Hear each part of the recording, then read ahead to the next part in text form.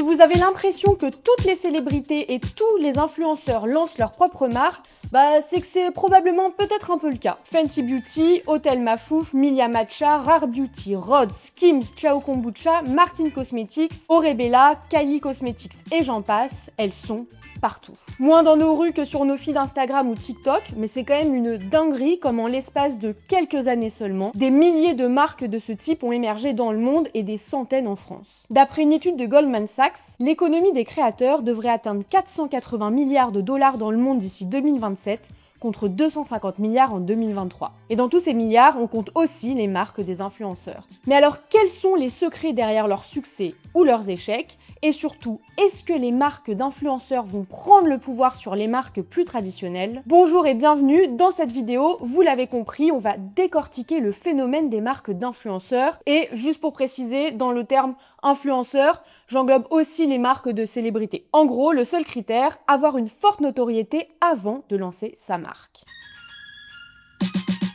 Il y a encore 10 ou 15 ans, une célébrité c'était une égérie. Elle prêtait son visage à un parfum ou à une campagne de pub pour une marque qui ne lui appartenait pas. Pour les créateurs de contenu, c'est sensiblement la même chose. Au début, un créateur gagnait de l'argent principalement en parlant des produits des autres. Aujourd'hui, un des gros potentiels de revenus long terme, si c'est bien fait bien sûr, on s'y penche un peu après, vient du fait de vendre ses propres produits. Et ces marques, il y en a de plus en plus. Suffit d'aller chez Sephora pour le voir, rien que dans les magasins du temple de la beauté, on trouve beaucoup de marques de personnalités connues. Et pas que chez Sephora d'ailleurs, on a Martin Cosmetics par Gaël Garcia Diaz qui est maintenant vendu chez Nocibé, en parapharmacie et à la Samaritaine à Paris, Skims par Kim Kardashian aux Galeries Lafayette, mais aussi dans nos supermarchés avec toutes les boissons de youtubeurs. Donc même si de vendre en physique c'est pas forcément le but ultime de toutes les marques d'influenceurs, il y a quand même le virtuel qui s'est au fil du temps matérialisé dans le réel. Et puis surtout, chez les influenceurs et les célébrités, créer sa marque est devenu la nouvelle norme, une étape presque obligatoire pour monétiser une forte communauté et asseoir son statut. Parce que si on te paye pour parler des autres marques, pourquoi ne pas le faire pour toi-même ? Faut se dire que toi, avec tes centaines de milliers d'abonnés, tu peux du coup parler de tes propres produits pour les vendre sans que ça te coûte 1 euro. Alors pourquoi ça marche ? On vient de l'évoquer et ça pour le coup c'est un secret pour personne, la communauté c'est le marketing ultime. Si vous voulez, pour une marque traditionnelle, acquérir un nouveau client, donc le convaincre d'acheter pour la première fois, ça coûte une fortune en publicité. Mais pour un influenceur, le lancement est limite un succès avant même d'avoir lieu, puisque la communauté et parfois même les fans sont déjà là. Et ça, laissez-moi vous dire que c'est du pain béni parce qu'on est dans un monde où il suffit plus d'avoir un bon produit pour vendre, faut d'abord se faire connaître. Et donc, en ayant une audience de base, vous avez déjà fait la moitié du boulot, avec en plus un coût d'acquisition proche de 0 €. En fait, aujourd'hui, avec une communauté, il est possible de vendre presque tout, tant que c'est cohérent avec ce que l'influenceur en question représente. Ce qui nous amène à mon deuxième point, les abonnés n'achètent pas juste pour soutenir la personne qu'ils suivent et peut-être admirent, ils achètent pour pouvoir entrer dans son univers. Très clairement, quand on suit une personne qu'on aime bien et dont on aime voir les contenus, c'est cool de pouvoir réellement entrer dans son univers, ou plutôt de faire entrer son univers chez soi avec un produit tangible. Hailey Bieber a une peau de dingue, pourquoi j'achèterais pas sa skincare, etc. Aujourd'hui, on n'aime plus uniquement acheter un produit, mais acheter une identité. Et forcément, une personnalité qui est beaucoup suivie a souvent un supplément d'âme, en tout cas des petites choses dans sa personnalité et ou dans ce qu'elle propose qui ont fait son succès. Et donc, si cet univers est bien retranscrit dans la marque, ça crée une connexion et une immersion que les marques traditionnelles ont beaucoup de mal à imiter. Donc pour les marques traditionnelles, il y en a même qui ont souffert de ça, et un exemple ultra parlant, c'est la concurrence qu'il y a pu avoir entre deux marques de matcha, Milia Matcha et Anatae. D'un côté, on a donc la marque de la youtubeuse Andiella, une marque ultra incarnée avec une DA ultra travaillée et donc un univers fort qui en plus ressemble à celui d'Andiella. Et de l'autre, on a Anatae qui est quand même moins incarnée, ou du moins qui a quand même une identité moins prononcée. Et donc pour la petite histoire, Andiella faisait donc des collaborations commerciales régulièrement avec Anatae sur YouTube, sauf qu'elle a finalement arrêté de collaborer avec Anatae pour lancer sa propre marque de matcha. Matcha qui, par ailleurs, est en plus super qualitatif, donc c'est même pas juste de la poudre aux yeux. Donc dur pour Anatae, puisque de parler donc d'Anatae régulièrement dans ses vidéos YouTube, elle a bien sûr switché pour parler de sa propre marque, logique, et de fait, sa communauté a suivi. Bon, soyons clairs, c'est une supposition puisque j'ai pas accès aux chiffres, mais honnêtement, il y a de très très grandes chances que le lancement de Miya Matcha ait fait assez de mal à Anatae, du moins à court terme. Parce que forcément, face à une marque avec un ADN aussi fort, une marque moins incarnée a plus de mal à exister. Pour faire simple, Anatae doit payer des influenceurs pour avoir une voix. La voix de Miya Matcha, c'est Andy Ella et sa communauté. En gros, ils achètent pas juste du matcha, mais tout ce que la marque représente. Et d'ailleurs, je suis passée devant le pop-up Miya Matcha à Paris. Alors bon, je suis pas entrée parce que flemme de faire la queue, clairement. Mais en tout cas, d'extérieur, il n'y a pas à chier. Ça sautait aux yeux que c'était ultra bien fait. Et pour vous dire, l'univers était tellement poussé que même les pylônes à l'extérieur étaient dans le rose de la marque. Alors, je suis peut-être la seule à regarder les pylônes, parce qu'en vrai, on s'en fout. C'est vraiment un micro-détail, mais un détail plus un détail plus un détail, ça fait la force de l'ensemble, et c'est ça aussi qui crée une expérience complète. Et puis, ce qui renforce encore cette incarnation, c'est quand la marque prolonge aussi un engagement ou une problématique personnelle. Kim Kardashian avec Skims, elle a lancé sa marque de lingerie sculptante après avoir passé des années à teindre elle-même ses sous-vêtements avec des sachets de thé pour trouver la teinte nude parfaite. Et résultat, Skims réalise en 2025 un chiffre d'affaires annuel d'environ 1 milliard de dollars. Rihanna avec Fenty Beauty a bousculé le marché en proposant 49 teintes de fond de teint, incluant enfin les peaux foncées à une époque où c'était pas encore le cas. Selena Gomez avec Rare Beauty, valorisée à 2 milliards de dollars quand même, a elle axé toute sa communication sur la santé mentale et l'acceptation de soi, qui est quelque chose dont elle parlait aussi à sa communauté avant même la marque. Donc en fait, pour chaque marque, il y a ce supplément d'âme dont on a parlé, qui fait qu'elles ont un succès si particulier, en plus de l'audience bien sûr que la personnalité a déjà de base. Mais c'est pas toujours le cas. Bon, on vient de voir la recette parfaite, une communauté, une marque qui a du caractère, et c'est bon, c'est le jackpot. Ça, en gros, c'est la belle histoire. Mais le vrai secret, c'est que faire un lancement de folie, c'est bien, mais durer, c'est autre chose. Parce que sur toutes les marques qui se lancent aujourd'hui, lesquelles passeront vraiment la barre des 5 ans, voire celle des 10 ans. En fait, il y a un peu deux cas de figure. T'as l'influenceur qui veut vraiment bâtir une entreprise sur le long terme, et t'as celui qui, en toute honnêteté, est là pour faire un coup, quoi. L'idée, c'est de profiter de la hype, de faire un max d'argent très vite, et de passer à la suite sans se prendre la tête avec la gestion d'une entreprise pendant des années. Et ce calcul repose aussi sur un comportement très précis du consommateur, de nous, quoi, celui de l'achat unique. En fait, beaucoup de fans ou d'abonnés vont acheter le produit une seule fois au lancement pour le soutien ou pour la hype, mais deviendront jamais des clients réguliers. Donc ça donne un pic de vente énorme au début, mais ça construit pas une base de clients fidèles qui est la seule chose qui peut faire vivre une marque sur la durée. Et ce flou sur l'avenir, parfois, il est totalement assumé. On peut prendre par exemple Harry Styles, donc sa marque Pleasing, c'est franchement un succès, mais il a dit lui-même qu'il avait aucune idée de ce qu'elle serait dans 5 ans, et que l'important, c'est que ça marche maintenant. Et franchement, c'est un choix qui s'entend, et en réalité, il n'y a pas de problème particulier à ça. Mais là où c'est peut-être un peu plus problématique, c'est quand une marque qui était censée durer se met à ne plus donner de nouvelles. Et la liste des marques qui ont fait un buzz énorme avant de disparaître, je peux vous dire qu'elle est très très longue. Musier par Adenora, par exemple, a super bien marché un temps. Il y avait même un corner Musier au BHV. Moi, j'ai acheté aussi des vêtements de cette marque. Franchement, c'était super, c'était hyper beau et tout ce qu'on veut. Mais depuis 2024, plus rien. Ça reviendra peut-être à un moment, mais voilà. Maison Dorée par Chloé Blin a carrément fermé cet été, bien que, pour le coup, ce soit une marque qui a quand même un peu duré dans le temps, hein. Et donc, il y a les marques qui cartonnent au lancement et qui ensuite, très rapidement, communiquent beaucoup moins ou sortent plus vraiment de produits régulièrement. On le voit par exemple avec Boboche, la marque d'Isabeau de la Tour. Gros lancement, grosse communication très sympa en plus, beaucoup d'engouement, et depuis, c'est devenu vraiment plus calme, alors que la marque est sortie il y a peut-être 3-4 mois. Alors attention, hein, ça ne veut pas dire que la marque est finie, loin de là. On peut peut-être même se demander si une créatrice avec une communauté aussi puissante a vraiment besoin de communiquer en permanence, parce que peut-être que sa stratégie, c'est de faire des grosses vagues de com uniquement au moment de sortir une nouvelle collection, et que ça suffit pour que ce soit rentable. Mais c'est un phénomène qu'on observe souvent et qui pose la question de la stratégie sur le long terme. En fait, ce que tout ça veut dire, c'est que peu importe si c'est une marque d'influenceur ou pas, une entreprise, c'est du boulot, c'est beaucoup d'investissement en temps, en argent aussi, mais en temps. Ça demande d'être vraiment impliqué, et c'est aussi l'implication de l'influenceur qui définit si la marque sera pérenne ou non, tout simplement. Et c'est peut-être d'ailleurs quelque chose qui est parfois sous-estimé par certains influenceurs qui en plus travaillent sur d'autres choses à côté et ne peuvent donc pas être à 100% focus sur leur marque. Le gros pic au lancement, c'est finalement pas très compliqué, mais si la stratégie est bancale, la chute par la suite est inévitable. Un lancement réussi ne garantit pas une marque pérenne, tout simplement. Et justement, cette différence entre le coup d'un soir et la relation à long terme, ça nous amène au deuxième secret, et là, on touche le cœur du sujet. Qui est vraiment le patron ?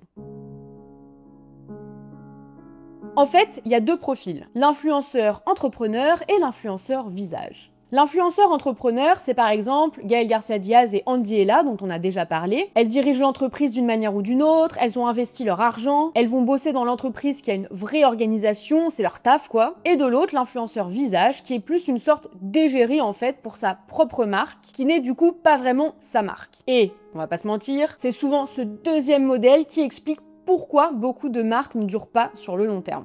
Même si, bien sûr, il y en a pour qui ça fonctionne très bien comme ça, mais globalement, voilà. Et donc, dans ce cas de figure-là, en gros, une entreprise externe gère tout, de A à Z.